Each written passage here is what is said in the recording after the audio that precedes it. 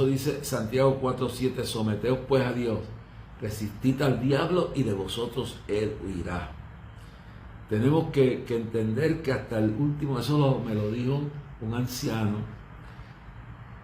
descarriado, esposo de una misionera que ya murió. Yo no sé si él se arrepintió antes de morirse, pero sí me dijo, hasta el día de tu muerte, Satanás buscará la forma de engañarte, desanimarte, confundirte, depravarte, derribarte, descarrilarte, cómo sacarte del camino en el cual has empezado a caminar.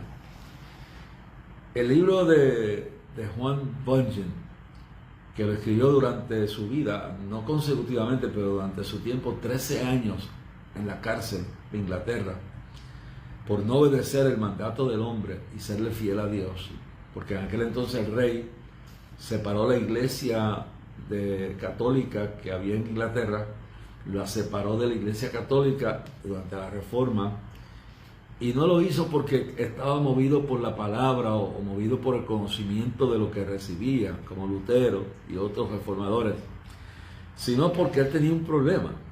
El tipo había tenido como 5 mujeres y a todas las buscaba el Papa, que estaba en el poder, le daba un anulamiento a su matrimonio y salía de esas mujeres de esa forma. Y entonces él se casaba con otra. Entonces ya estaba cansado de esta última y decidió que iba a deshacerse de ella, y le pidió al Papa que estaba en aquel momento que le diera una anulación, y el Papa dijo que no, era un Papa conservador. Y entonces, en la rabieta que le dio al rey de Inglaterra, decidió hacer una nueva iglesia. Y era la iglesia católica que había en Inglaterra, era la misma rama de la iglesia en Francia, de la iglesia en el Vaticano, en Roma. Por eso vemos la iglesia, esa es lo que usted llama la iglesia anglicana, que aquí se llama la iglesia episcopal en Estados Unidos, que son ramificaciones de la iglesia anglicana, de la cual la reina, por eso es que la reina Elizabeth es la jefa de la iglesia, porque el rey, imitando al Papa como la cabeza de la iglesia, para justificar el cambio de la nueva iglesia de Inglaterra, se declaró el rey la cabeza de la iglesia. Y él era quien disponía la última palabra. Por eso en Inglaterra la reina en este momento, que está bastante viejita ya, es la cabeza de la iglesia. En este sentido, por eso usted puede ver que entre la iglesia episcopal, que se llama aquí, o anglicana, que está la episcopal, es una ramificación de la anglicana, hay una similitud al catolicismo. Ellos hacen una misa, los sacerdotes se llaman, los pastores se llaman sacerdotes, bautizan a los niños. Entre lo que se difieren es que acá en la iglesia episcopal, como pasó en la iglesia que formó Lutero cuando hizo la reforma, pues se casan. Y en la iglesia católica, que eso no fue así al principio, un papa, viendo la corrupción que había, el adulterio, la prostitución, la inmoralidad que había, dictaminó que la mejor forma era hacer una declaración como el jefe de la iglesia, y que de ahora en adelante venía lo que se llamaba pues la dedicación eterna hasta la muerte, el voto de castidad, de otras palabras, que no se casarían los sacerdotes. Eso no dude usted que en algún momento el Papa que existe ahora, que está haciendo el trabajo del falso profeta, creando un nuevo ecumenismo, pues declare que se puedan casar.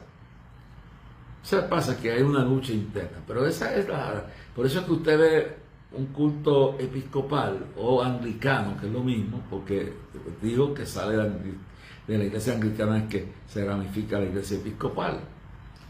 Usted ve una similitud a toda la liturgia, a toda la estructura teológica, a toda la estructura de adoración, ritual, todo el ritual es prácticamente igual. Entonces, entendamos bien claro esto, que la razón por la cual Juan Bunyan va a la cárcel, no consecutivamente, en un año tras otro, sino durante su vida, 13 años de su vida lo pasó en la cárcel. Cuando subía un rey que odiaba a la iglesia, que la iglesia que no se quería someter a la falsedad, que había seguido el camino de la reforma, que había encontrado el camino de la verdad en la palabra, pues entonces ese perseguía a esos cristianos. Entre ellos estaban los cuáqueros, estaban otros grupos que se formaron, y todos aquellos que no obedecían al rey, desobedecían a Dios y a la iglesia, y eran puestos en la cárcel. En algunas ocasiones eran hasta ejecutados porque los declaraban herejes. Eso es parte de la historia. Juan Bunyan era uno de esos que pertenecía a un grupo de cristianos, podemos decir apostólicos, que guardaban la Biblia conforme a los preceptos de la justificación por la fe, que no creían que había que tener un mandato del rey, porque el rey no era la cabeza de la iglesia, sino Cristo. Y entonces, pues, él tenía un grupo a quien le predicaba en ese grupo, y ese grupo, pues, fue perseguido. Le ponían delante de Juan Bunyan un manifiesto, una orden, porque tú no podías predicar sino lo que predicaba la iglesia anglicana. Tú no podías predicar si no tenías una licencia con la firma del rey. En otras palabras, que el rey era quien hacía la autentificación del llamado del ministerio de ese ministro, de ese pastor. Claro, Juan Bunyan era del grupo que creía que la autoridad venía de parte de Dios, no del hombre.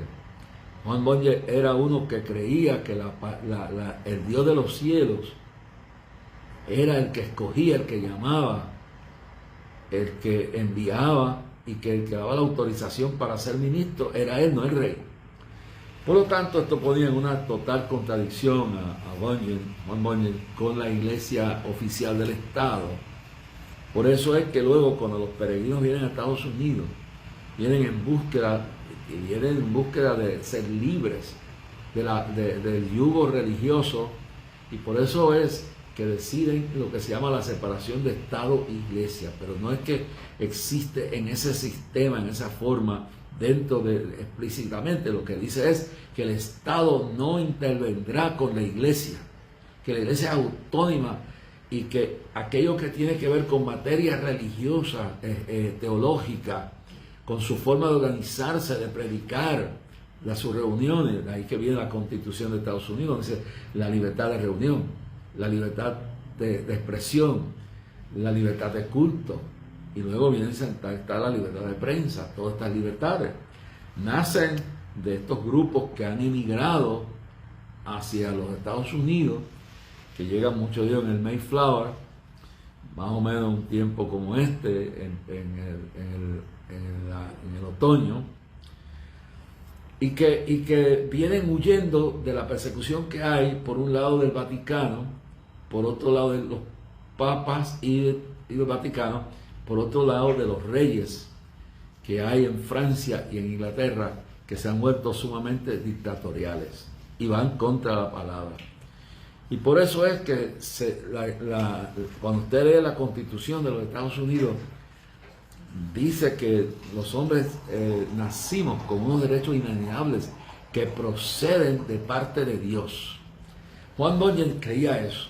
Los padres fundadores de nuestra nación, de Estados Unidos de América, creían eso. Contrario a lo que está pasando hoy en día, que todas esas libertades, aún en nombre de Dios, y la Biblia, la han sacado de las escuelas de 1900, la década del 60. Y dentro de toda esta situación que hay, encontramos nosotros que todo lo que está escrito en la Constitución y los padres fundadores eran gente que, si no eran convertidos muchos, eran temerosos de Dios y tenían sembrado el conocimiento de la Biblia. Esta nueva orden mundial que hoy rige desde la presidencia en Estados Unidos, esta nueva orden mundial que está esparciéndose por el mundo, preparando el terreno para el anticristo, pues ha tratado en Estados Unidos de eliminar todo esto y sembrar entonces la dictadura del anticristo poco a poco, preparando el escenario para que cuando llegue al tiempo que la iglesia sea arrebatada, como dice 1 Tesalonicenses 13 al 18, en el capítulo 4, 13 al 18, cuando llega esto, llega este momento y sea arrebatada la iglesia, entonces se ha quitado lo que impide, que es la iglesia, que sea arrebatada, como dice que con voz de arcángel y exclamación de trompeta, Jesús descenderá y buscará, y los muertos en Cristo resucitarán primero, y luego nosotros los que vivimos no seremos delanteros a ellos, sino juntamente con ellos seremos arrebatados a los cielos, a las nubes, donde ahí celebraremos la boda del Cordero, donde allí celebraremos todo el encuentro con el Señor y el juicio de los galardones. Y por 7 años, porque inmediatamente que Jesucristo arrebate a su iglesia, ya estamos viendo que en lo que se llama la Unión Europea, lo que se llama las Naciones Unidas, y lo que estamos viendo que está pasando en Estados Unidos y en el mundo entero. Entonces, cuando esto ocurra, 1 Tesalonicenses 4, 13 a 18, entonces, cuando la iglesia sea arrebatada, entonces el anticristo tomará control y por 7 años gobernará este mundo. Los primeros 3 años, y por eso es que el tema de hoy que es la mentira, el pecado de la mentira, que es igual que engaño, Mateo 24, 4, donde Jesús dice, mirad que nadie os engañe. Increíble, pero seguramente la mentira es obra del mismo diablo. Entonces, este hombre engañará y regirá con mentira al mundo entero, engañará con mentiras al pueblo judío, quien lo aclamarán como su Mesías. En los primeros 3 años y medio traerá una supuesta paz que durante un momento, cuando él trate de sentarse en el trono de Dios, en el templo último que será construido en la explanada del templo, en el monte Moriah, donde hoy está el muro el muro que algunos llaman del ornamento, pero es el muro occidental, y que ese muro sigue por debajo hasta donde han construido los turcos otomanos. Construyeron una mezquita que se llama Alcalá, que es donde ellos dicen que en el sótano está la piedra donde Isaac fue a sacrificar, donde Abraham fue a sacrificar a Isaac, y desde allí se ascendió a Mahoma al cielo. Toda esa mentira lo predican los islámicos. Y ahí donde construyeron ese templo, ellos sabían que ese era el lugar del templo. Y los turcos otomanos, que eran musulmanes fanáticos, radicales, construyeron ese templo allí y lo hicieron con todo el manzano propósito profético y propósito profético de impedir, que ellos pensaban que al estar esa mezquita allí impediría, y no la usan ellos no usan eso, es como un monumento de idolatría, pero no la usan normalmente para las reuniones de ellos, cuando se reúnen a sus oraciones del Corán y Alá y toda esa falsedad, porque eso es idolatría a un profeta que ya murió, y aunque dicen que no es idolatría, pero es idolatría. Al otro lado de la explanada del templo hay una mezquita así, de la duma oscura, negra, que es así donde hacen sus oraciones y sus reuniones. Indiscutiblemente ellos pensaron que edificando esa mezquita allí impedirían que el pueblo de Israel construya el templo final a donde Cristo bajará por el monte de las olivas, siendo que Él bajará del cielo con a los 7 años, porque en los primeros 3 años y medio el anticristo engañará al pueblo de Israel y lo seguirán como el Mesías, porque el judaísmo ahora mismo cae en una secta de error, una secta falsa, porque niegan a Jesucristo y niegan la venida de Cristo y niegan la expiación de Cristo. Ellos siguen creyendo y por eso restaurarán los sacrificios y todo, porque por eso se convirtió en el momento que Cristo cumplió con toda la ley, en el momento que Cristo bajó del cielo y cumplió la ley y hizo todo lo que tenía que hacer y murió. Eso que había en el Antiguo Testamento pasó cumplido y se convierte ahora no los mandamientos morales, sino los rituales, todas esas fiestas, todas esas cosas se convierten en inservibles, porque ya no hacen falta los sacrificios, todo eso que están haciendo es en vano. Por eso es que el judaísmo cualifica para una secta falsa. Desde antes de venir Cristo, porque era la proyección hacia la venida de Cristo, todo lo que está en el tabernáculo, todo lo que está en esas fiestas, todo lo que ocurre con Abraham, Isaac, todo lo que está ahí proyectando, algunas cosas que su registro es histórico, otras cosas que son proféticas, pero toda esa obra de la ley, toda esa obra del tiempo judío, se convierte en una secta innecesaria, falsa, engañosa, porque predican que Jesús no es el Cristo.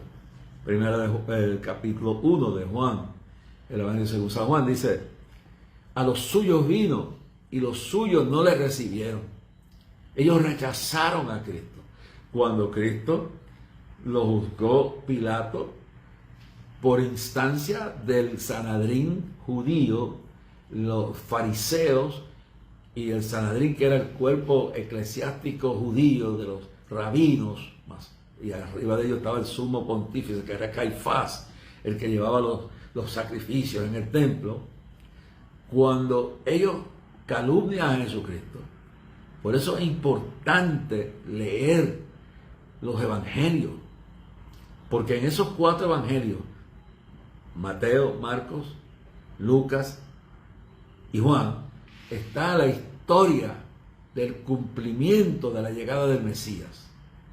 Y luego en las epístolas está la revelación, porque la revelación total del plan de Dios, porque se dice que el apóstol Pablo, que era un perseguidor, era fariseo de fariseos, había sido un perseguidor de la iglesia, y el momento que él sale con cartas, él dice que fue partícipe del martirio, del asesinato de Esteban, el diácono, que murió y fue apedreado por predicarle a los judíos. Entonces los judíos lo mataron y la ropa ensangrentada la tiraron a los pies de los apóstoles y a los pies del apóstol Pedro. Y el que estaba allí también era Pablo, que se llamaba Saulo de Tarso, que era un fariseo de fariseos, un religioso judío. Pero Dios, camino a Damasco, Jesucristo se le revela en un resplandor de luz y él cae de su caballo. A veces Dios tiene que tumbar a la gente de su caballo para que respeten lo que es la palabra, para que respeten a Dios, para que no sean cautivos del enemigo y se conviertan de verdad y dejen de ser personas sin luz, sino con la palabra. Saulo era fariseo de fariseos, judío de judíos, hasta el momento que con cartas especiales de Sanedrín para en Damasco o en Siria perseguir a los cristianos, cae por un resplandor de luz en la cual Cristo se le revela y se le manifiesta a él, y entonces queda como ciego, tumbado del caballo. A veces Dios tiene que tumbarnos del caballo, darnos un cantazo duro para que despertemos, que estamos desligados del Señor, que nuestro corazón se ha llenado de engaño, que nuestra lengua se ha llenado de mentiras, que nuestra mente se ha llenado de depresión y de oración y de todo la maldad en este tiempo, tanta porquería de pornografía y por la internet y por libros y películas que llenan la mente. Entonces, cuando viene él, viene con su mente cargada de odio, su vida llena porque hay que acabar con esto. Era un judío. Y él lo dice: yo fui fariseo de fariseos, fui judío de judíos. Él creía todo eso todo eso de la revelación del Torá. Él creía en los sacrificios que predicaba el Torá, él creía en todas las fiestas, él creía en todas estas cosas que simbolizaban la llegada del Mesías, pero él no creyó cuando la realidad vino de Cristo y los cristianos empezaron a predicar y Cristo caminó. Saulo de Tarso fue un perseguidor, un fanático del judaísmo, pero ahora ya la cosa ha cambiado. Ahora Cristo se le revela a él y le dice: ¿qué quieres? ¿Quién eres? Y pregunta, lo primero que él le pregunta a Cristo es: ¿quién eres tú? Y recuerden que esta pregunta, en un sentido, en el encuentro, en el libro de Evangelios, Jesús lleva a los discípulos a Cesarea Filipos, al pie del monte Hermón, donde nace el río Jordán, y en ese valle que queda en Cesarea de Filipos, donde se dice que todas las deidades griegas, de la mitología griega, de la mitología romana, aún más allá, la adoración, había allí un templo. No solamente se dice que era el lugar donde se paseaban los dioses mitológicos griegos y romanos, pero antes de ello, en ese mismo valle de Cesarea de Filipos, allí mismo se había manifestado la idolatría hacia Baal, hacia Moloch, Astarot, y allí habían sacrificado niños, y allí había manifestación satánica del paganismo. Y Herodes, para congraciarse con los judíos, porque jugaba a quedar bien con Dios y con el diablo, como hay mucha gente que quiere quedar bien con Dios y con el diablo, y siempre terminan quedando arruinados, porque no se puede servir a dos señores. O se sirve a uno y se aborrece al otro, o se aborrece a uno y se ama al otro. Y no puedes estar, o eres cristiano o no lo eres. Tú no puedes ser islámico, yihadista, a la vez que cristiano. Tú no puedes ser un pagano idólatra a la vez que cristiano. Tú no puedes ser un seguidor de Mahoma, ni de Buda, ni de Confucio, ni de la diosa hindúa del hinduismo. Tú no puedes ser un judío y a la vez ser cristiano, a menos que no hayas convertido a tu fe, hayas recibido a Cristo y has dejado atrás toda esa carga que Cristo abolió todo eso y lo cumplió para nosotros no tener que estar sacrificando, haciendo ritos, haciendo oraciones memorizadas, escritas, repitiendo cosas, no tener un encuentro. No, ya Él rompió la barrera. En el momento que Cristo murió y Él entró al lugar santísimo para llevar la cautividad, tuvo 3 días en la faz de la tierra allá abajo. Cuando Él sale, llevas la cautividad con Él y se acabó ya.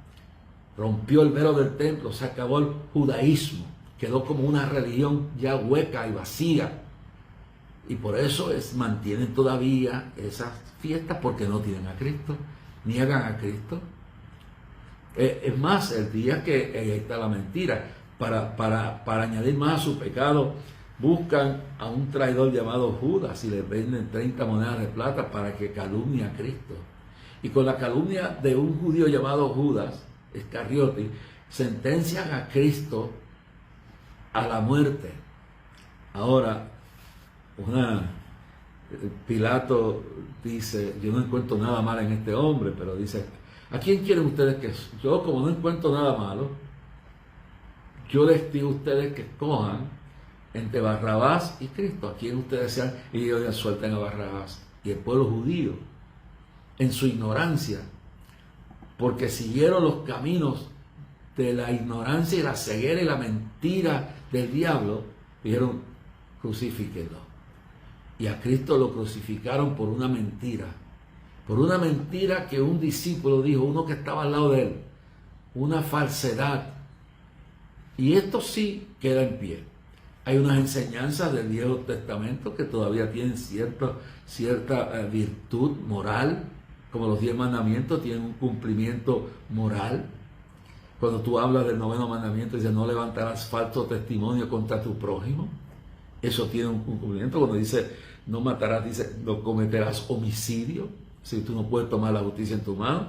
Si eso exenta al policía, exenta al soldado que va a una guerra justa y se ve obligado a matar dentro de una guerra.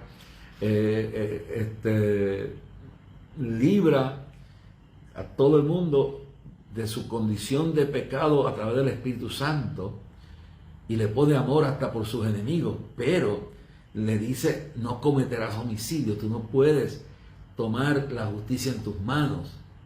A eso es lo que dice. O tú no puedes asesinar a nadie o quitarle la vida a nadie porque a ti te da la gana. Entonces ahí es donde viene la confusión. La gente dice: pero entonces, ¿cómo es que hay guerra? Bueno, en la guerra es distinto.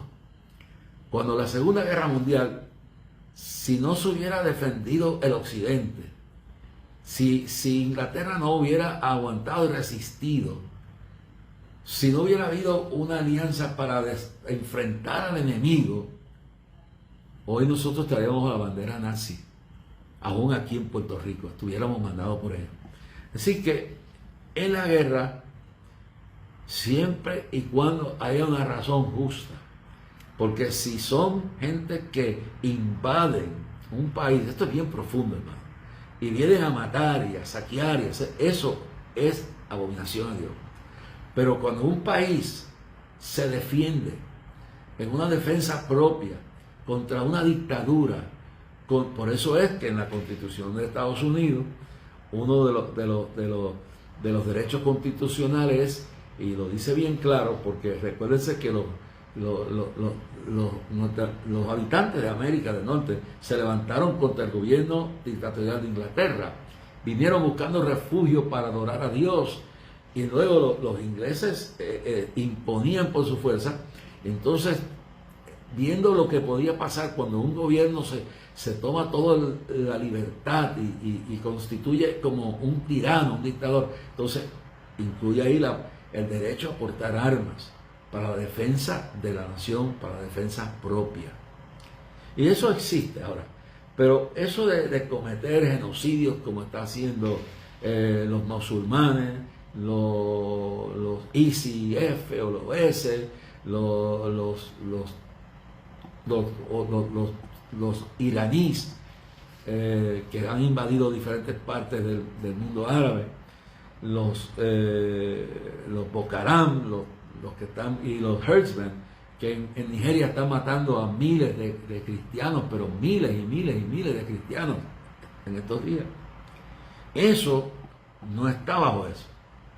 Pero sí está la autodefensa de una nación, de protegerse armado contra una invasión que pueda venir, o la autodefensa genuina y verdadera de un ciudadano contra un criminal que viene a asesinar, o un gobierno que viene a imponerle una dictadura, y la defensa de esas libertades. Ahora, pero tomar tú la justicia en tus manos, matar a una persona porque tienes un rencor con esa persona o tienes un coraje con esa persona, quitarle, eso es homicidio, y eso es lo que se refiere, dice: no matarás. Ahora, y luego sigue hablando ahí en esos 10 mandamientos, y podemos analizar que todo lo moral que está ahí adentro, aun cuando habla de cumplir el sábado, no en la implicación del nuevo camino del Testamento Nuevo, no del Antiguo Testamento.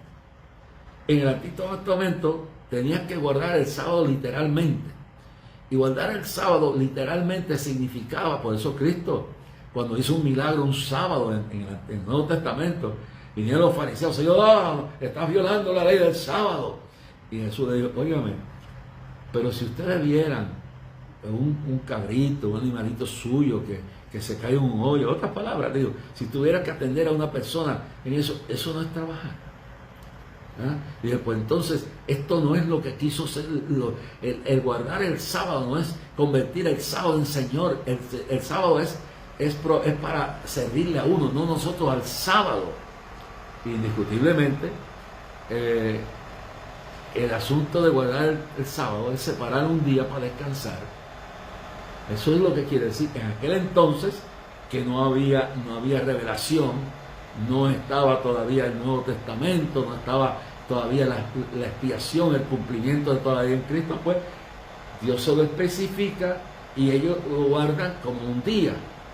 Pero acá significa que no tiene que ser el sábado en el día exacto, sino el sábado en un día de descanso, en un día para dedicárselo a Dios. Cuando viene el Nuevo Testamento, los judaizantes que entran a la iglesia quieren obligar a los cristianos a seguir las normas rituales, es decir, querían hacer una mezcla del judaísmo con el cristianismo, y eso no es aceptable para Dios. Tan bueno que Pedro quería imponerle hasta las leyes levíticas, las leyes de comida a los nuevos convertidos gentiles. Y Pablo tiene una discusión fuerte con él, y Dios tiene que revelarle un cuerno en una revelación antes de que él se manifiesta al centurión y le lleve el mensaje de la gracia. Dios se le revela a San Pedro, que era un fanático, que era un típico judaizante, era un típico fanático mesiánico del día de hoy, porque hay mesiánicos que no son fanáticos, pero está hablando de los mesiánicos que son judaizantes. Pues Pedro era uno así, y entonces era tan fanático que, pues, ¿sabe? Porque los gentiles comen lechón, comen langosta, comen camarones, comen cangrejo. Según la ley, ningún judío podía, o según lo que ellos creen hoy en día, no se puede comer una langosta, no se puede comer un judío que sigue esa ley. Pero cuando viene Jesús y cumple la ley, todo eso se abolió. Entonces tú puedes venir. Y Pedro quería imponerle eso a los demás cristianos, que tenían que guardar la fiesta de esto, que tenían que guardar este día, tenían que guardar aquello día. Entonces, los cristianos de aquel entonces, lo primero que hacen, y después volvemos a Pedro, hoy tenemos una enseñanza aquí por el Espíritu. Yo no sé, yo no tenía ni deseo de hacer esto esta noche, pero ha venido una unción de enseñanza al pueblo que está confundido, porque muchos quieren ser seguidores de Buda y Cristo. Por eso usted ve, un cristiano no practica la yoga. Eso es diabólico. Eso no es. Un cristiano no practica la astrología. No practica eso, la astrología. Un cristiano no puede ser budista y a la misma vez ser cristiano. No puede ser confucionista y a la misma vez ser cristiano, o servir los dioses del hinduismo, ser hinduista y ser cristiano. No puede ser judío y ser cristiano a la misma vez. Tiene que ser cristiano solamente. No puede compartir. Él dice, no daré mi gloria a nadie. Y el que me quiera honrar, dice, servíos. No puede servir a dos señores. Pero Pedro era de los modernos radicales mesiánicos que quieren hacer una mezcla del judaísmo antiguo con el judaísmo, con el cristianismo, y traen todas sus costumbres. Los mesiánicos verdaderos lo que quieren es llevar al pueblo judío a conocer a Cristo y salir de ahí. Y si ellos quieren recordar y enseñarle a sus hijos, mira, esta fiesta significa esto, ya esto no es necesario, pero Cristo cumplió todo esto, lo hace. Esos son los verdaderos mesiánicos. Los radicales, en los cuales muchos ignorantes dentro de la iglesia, hasta predicadores y apóstoles y personas buscando un camino que ya habiendo encontrado la verdad, habiendo encontrado en Cristo, entonces empiezan a buscar en otros y caen en doctrina de error. Por eso yo me recuerdo gente que en el cristianismo vino uno y venía a debatir conmigo del I Ching. El Ching es una filosofía china budista.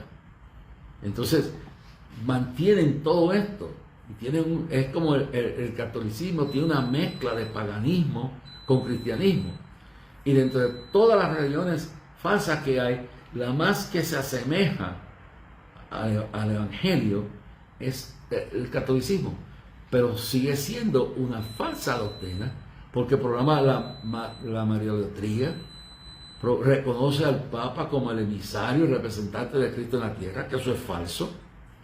Cree en que el cura tiene el poder, interpretan mal a San Mateo, a Cristo, en sus palabras a Pedro, y entonces quieren decir que tus pecados tienes que confesarse a un hombre. Todo eso lo convierte en una herejía. Y yo no estoy por ofender a nadie, yo estoy diciendo la verdad. Si te ofendes conmigo, that's your problem. Dios, por eso en este último tiempo, se le está revelando a musulmanes en visiones, en sueños. Se le está revelando en ángeles que están apareciendo. Y católicos, ¿se recuerdan cuando aquel movimiento carismático recibieron la revelación? Y Por eso hay tantas iglesias carismáticas que salieron del error de prenderle velas a los santos, de pedirle la mariolatría. Mire, yo tengo un sermón que se llama La verdadera María. Un día de esto lo voy a enseñar aquí para que muchos de ustedes salgan del error. María, si estuviera viva, estuviera enojada con toda esa mariolatría, porque es algo que yo voy a tener que un día sacar un día entero para poder enseñarle a ustedes la verdadera María. La verdadera María estuviera en la tierra hoy en día, estuviera avergonzada de todas estas apariciones demoníacas que figuran su persona, de todo esto que estamos viviendo. Entonces, la realidad es que o eres cristiano o eres musulmán, o eres cristiano o eres hinduista, o eres cristiano o eres budista, o eres judío o eres cristiano. No se puede ser las dos cosas a la misma vez. Los judíos que se convierten a Cristo dejan atrás todas esas prácticas, y cuando leen el Torá lo que buscan es la revelación que encontraron, que revelaba a Cristo, no el cumplimiento de todas esas leyes levíticas y todas esas ataduras que hay allí, que eran porque eran personas que desconocían, no tenían control. El Espíritu Santo no moraba en ellos, moraba en los profetas, y venía sobre aquellas personas que eran los verdaderos gente de Dios, pero servían a Dios a secas. No tenían el privilegio que tenemos nosotros de que el Espíritu Santo el día de Pentecostés descendió sobre los 120, y nosotros tenemos la fuerza del Espíritu Santo que viene sobre nosotros y nos refresca, nos ilumina la palabra. No tenemos que estar, cuando oramos, no tenemos que estar con un libro de oraciones, una oración para esto, una oración para aquello, una oración para esto. No tenemos que tener amuletos colgándonos del cuello o de las puertas de las casas, porque mora en nosotros la presencia de Dios, y donde hay dos o tres, allí está el Señor, y uno, y donde quiera que tú estés, está la presencia de Dios. No tienes que acostarte con una Biblia en la cabecera para que te proteja. No, la Biblia no es para adorarla, no es convertirla en un amuleto. La Biblia es para aprenderla, para aumentar nuestra fe, para guiarnos a toda verdad. Dice la Biblia, escudriñad las Escrituras, porque ellos parecen a vosotros que tenéis la Biblia y dan testimonio de mí. La Biblia dice, el cielo y tierra pasarán, mas su palabra no pasará. La Biblia no es para convertirla en un amuleto, para ponerlo en el carro, en un Nuevo Testamento, ahí, para colgarlo ahí, para que no te pase nada, no. Yo me recuerdo a veces que yo tuve que quedarme en hoteles bien baratos a través de partes del mundo, no tenía dinero para quedarme en un hotel. Y llegaba ahí y me encontraba que había una cruz en la puerta, o en el hospital no me quedaba. Yo mandaba a quitarla, la ponía en un armario, en una gaveta, porque creían que teniendo una cruz ahí puesta, o otros creían que poniendo una Biblia al lado de la cama se sentían más seguros. No, Cristo está contigo. ¿Y qué pasa con los cristianos que no tienen Biblia? Que le han quitado las Biblias en China, que le han quitado las Biblias en Irán, que se pasan una página a otra para leerlas y las memorizan. En mi corazón he guardado tus dichos para no pecar contra ti. Pero hay tanto error, hermano, porque Cristo dijo, mirad que nadie os engañe, porque vendrán muchos en mi nombre diciendo yo soy el Cristo, y a muchos engañarán. Eso no está hablando simplemente de que va a haber un tipo diciendo yo soy el Cristo, no. Usarán el nombre de Cristo, para engañar, y mezclarán con la enseñanza del cristianismo, meterán la astrología, meterán el espiritismo, meterán la idolatría, meterán el hinduismo y meterán el judaísmo como hacía Pedro, que tenía loco a los gentiles porque les quería imponer las reglas que ya Cristo había roto, cuando al tercer día llevó la cautividad completa, y cuando murió rascó el velo del templo, y ya se acabó esa cosa de tener que tener un hombre, como esto de que un hombre nos perdone nuestros pecados. Ya no hay que matar en el día de Yom Kippur un animal y confesar nuestros pecados en ese día. No, lo confesamos el día que Cristo vino a nuestro corazón, el día que Cristo vino a nuestra vida, y reconocimos, como yo me recuerdo, que yo era un rebelde, yo no tenía esperanza, yo iba derecho para el infierno,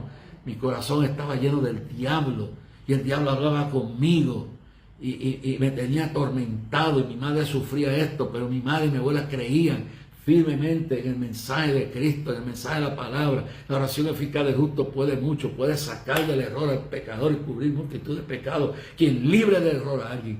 Hay miles de personas confundidas sentadas en los mismos templos, trepados en las tarimas, usando el internet y gente llenándose de basura, de errores, porque no han entendido que ya Cristo nos hizo libres. Y están creyendo la mentira. Por eso Cristo dijo en Mateo 24:4, mirad que nadie os engañe. Por eso Jesús dijo, yo soy el camino, la verdad y la vida. Nadie viene al Padre sino por mí. Yo soy la verdad. Santifícalos en tu verdad. Tu palabra es verdad. Jesús, bien claro, dijo así. Dice, conoceréis la verdad y la verdad os hará libre. Así que si el Hijo os liberare, seréis verdaderamente libres. El diablo en Apocalipsis 12:10 dice que es el acusador de los hermanos que nos acusa día y noche y nos trae a la memoria el fracaso que tuvimos y nos trae a la memoria el pecado que cometimos y nos tiene atado con el pasado. Pero ese acusador de los hermanos, Cristo lo derrotó en el Calvario. Él tiene poder, pero todo el poder lo tiene Cristo Jesús. Dijo, toda potestad, en el libro de Mateo capítulo 28, dice, toda potestad me es dada en el cielo y en la tierra. Y aquí estoy con vosotros todos los días hasta el fin del mundo. Cristo está contigo, Cristo está conmigo, aunque no lo sienta. No necesita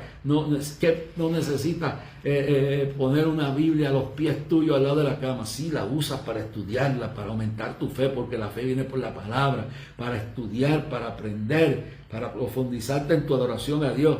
Pero no tiene. ¿Y qué pasa el día que quiten las Biblias? ¿Qué pasa el día que, como pasado en China, que no permite, que hay que llevar las Biblias clandestinas? En Irán te matan por tener una Biblia.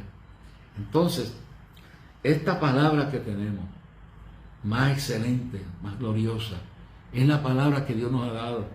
Y nosotros tenemos que prepararnos para el día cuando nos quiten la Biblia. En mi corazón he guardado tus dichos para no pecar contra ti. Entender bien claro que esa palabra es eterna y que Cristo es el verbo, la palabra encarnada. Entonces tenemos la realidad bíblica. Primero de Pedro. Ahora, pero antes de eso está Pablo, que era Saulo de Tarso, y vuelvo de nuevo, dice, ¿quién eres tú? Y dice, yo soy Jesús, a quien tú persigues. Duras cosas te das contra la religión. Y luego le dice, ¿qué quieres que haga? Y entonces el Señor le dice, ve a Damasco, a tal y tal sitio, y allí están unos cristianos, te van a recibir.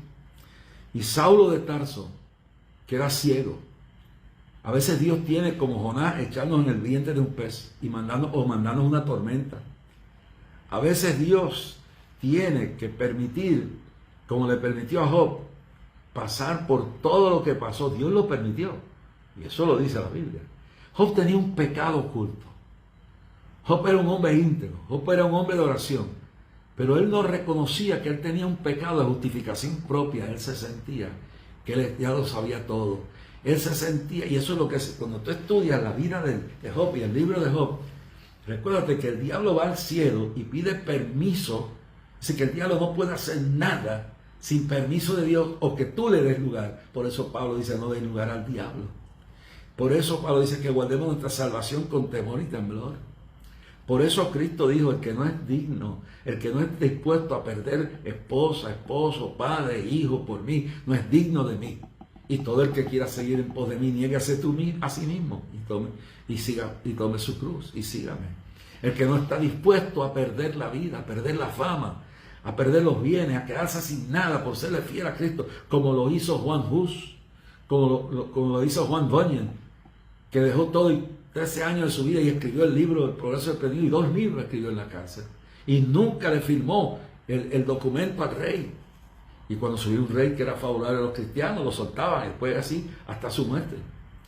Y luego finalmente, cuando nosotros vemos a Juan Hus, que era un sacerdote, un monje católico que se convierte y luego sigue en Praga predicando, y el Papa le manda una orden que tiene que desistir de esto y lo encarcelan, cuando dice yo no negaré a mi Cristo, lo encarcelan, y en la plaza de Praga, lo que es la Checa, era Checoslovaquia, ahora es la República Checa, en esa plaza de Praga, el Papa manda quemar vivo a Juan Hus, el monje que junto con Martín Lutero y otros más hicieron la reforma.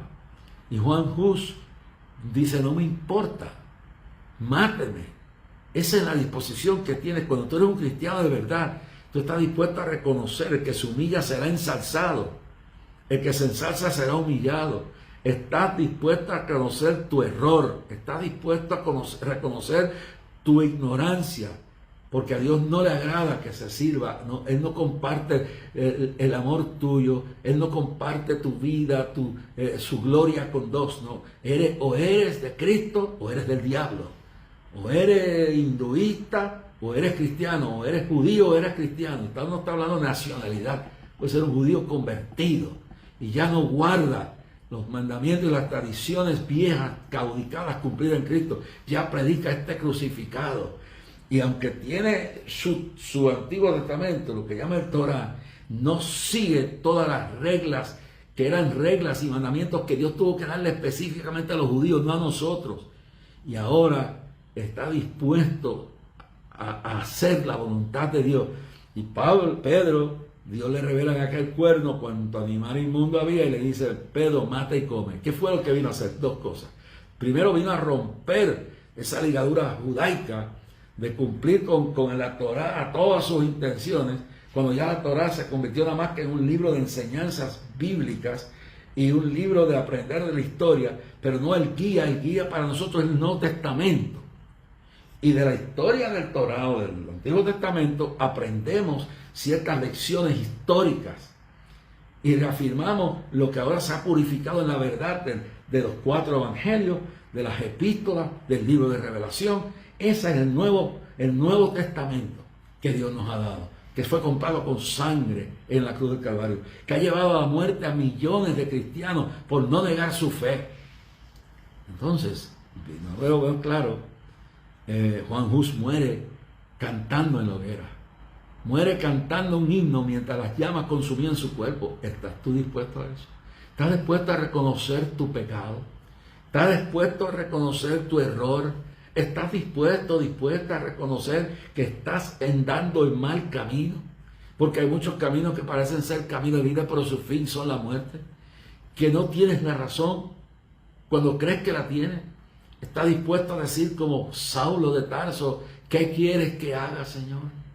Y encaminarse a Damasco. Y déjame decirle, los cristianos le tenían miedo. Él tuvo que dar testimonio. Los cristianos no querían recibirlo porque sabían lo malo que era. Así que el testimonio tiene que cumplirse con nuestra vida, no lo que aprendemos solamente, no lo que memorizamos, no los ritos que hacemos, no las oraciones fatulas que tiene que coger Cuando yo me convertí, yo no sabía de la oración. Yo no necesito un libro de oraciones. Cuando Cristo da el Padre Nuestro, no es para que lo repitamos todo el tiempo. Es para decir que en ese Padre Nuestro lo que hay es la intención, los ingredientes de lo que debe ser una oración. Jeremías 33:3, un clamor, un grito del alma. Una oración no puede ser algo metódico. Eso es para los católicos, eso es para los judíos ortodoxos que tienen libros de oraciones, que tienen libros de oración para esto. No, la oración tiene que ser espontánea en el corazón. Eso de oraciones escritas y todo eso es para niñitos que acaban de nacer. Pero cuando tú te conviertes a Cristo, llega el momento que tú empiezas a hablar con Él de verdad y hablarle, derramar tu corazón delante de Él y decirle: mira la verdad, como yo aprendí de aquel pastor en Rock Church en la Quinta Avenida, en la calle 50. Él decía, y nunca ese mensaje me olvidó: si tienes problemas, si estás amargado con alguien, dile a Dios: esa persona me tiene ya harto, esa persona me tiene amargada, esa persona me ha herido. Yo ese día con un rayo le cayera encima, y eso lo vi yo. Y llegó a mi vida de tal manera que el día sea sincero con Dios y dile: pero Señor, quita esto de mi corazón. Pero Señor, yo sana mi vida.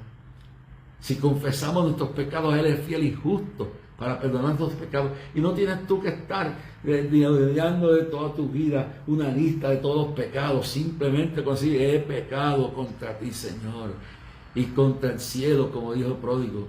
Él no tenía un libro en la mano. Él dijo: he pecado, Padre, contra ti y contra el cielo. de ir a la casa de mi padre, he pecado contra el cielo, y he pecado contra Dios, y he pecado contra ti, recíbeme con uno de tus jornaleros.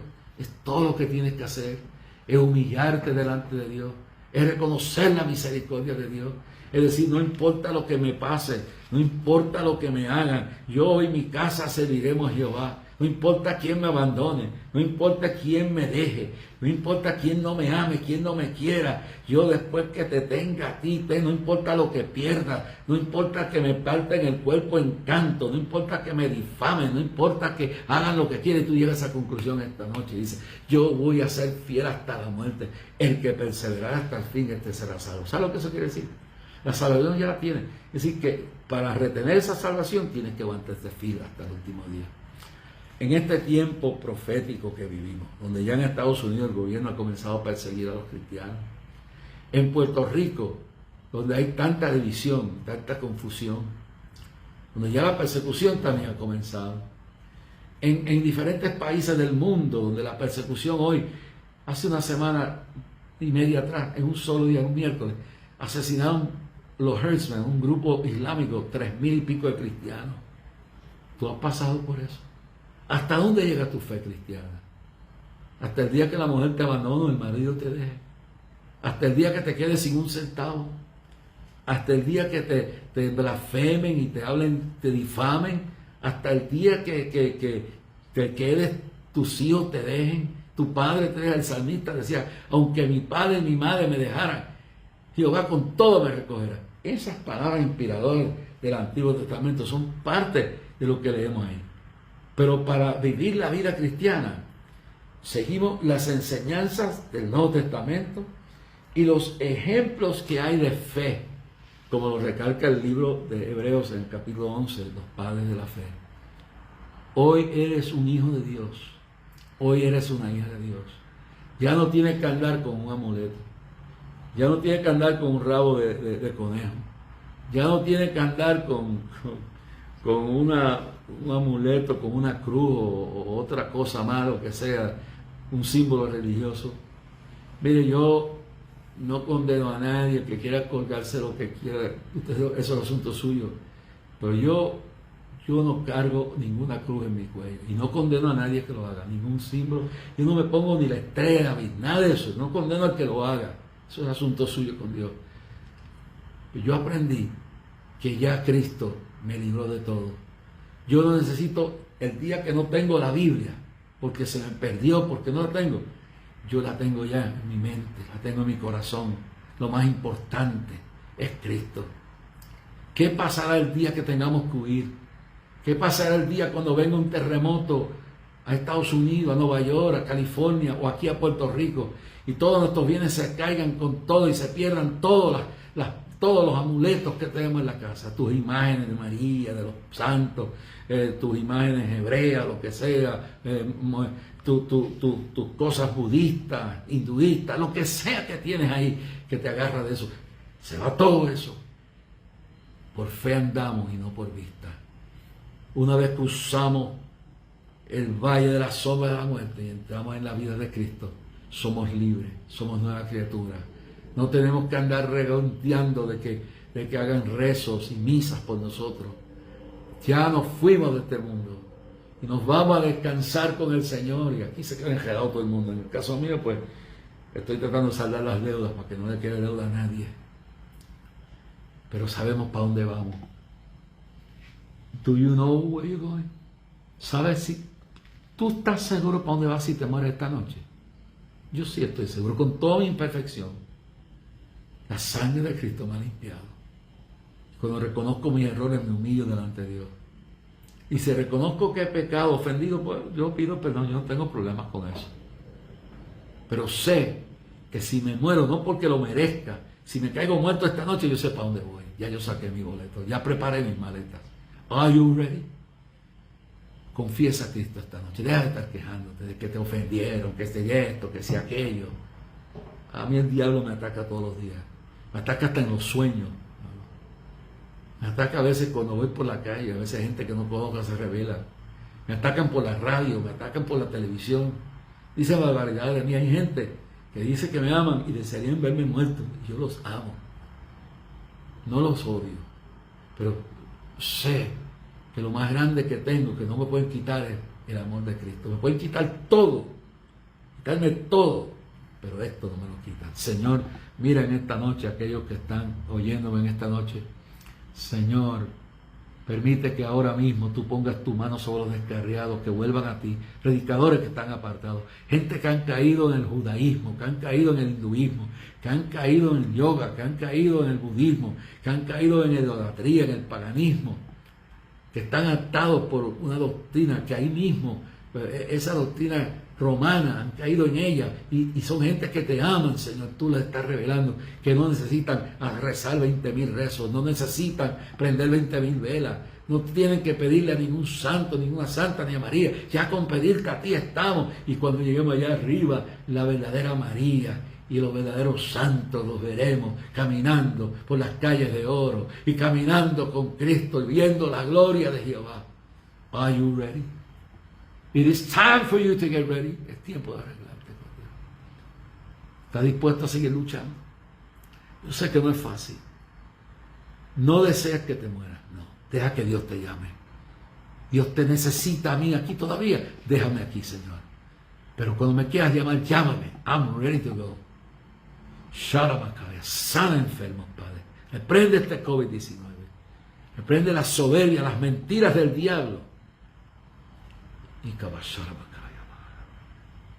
Nombre de Jesús.